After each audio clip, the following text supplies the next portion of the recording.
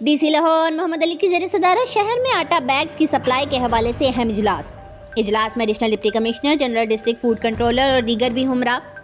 इजलास में मिल्स की जानिब से फराहम करदा आटा की बैग्स की सप्लाई से मुतालिक ब्रीफिंग ली गई।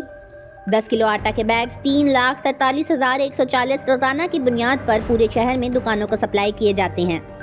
शहर के मुख्तलिफ मुकामात पर 101 टर्किंग पॉइंट्स कायम कर दिए गए हैं। शहरी दुकानों के अलावा इन टर्किंग पॉइंट से आसानी से जाकर आटा खरीद सकते हैं।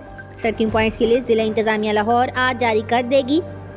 GA1 हाफिज़ इमरान हमीद को फोकल पर्सन नामजद कर दिया गया। डिस्ट्रिक्ट फूड कंट्रोलर्स के हमरा 2 सोल डिफेंस के मुलाजमीन मिल्स की चेकिंग को यकीनी बनाएंगे।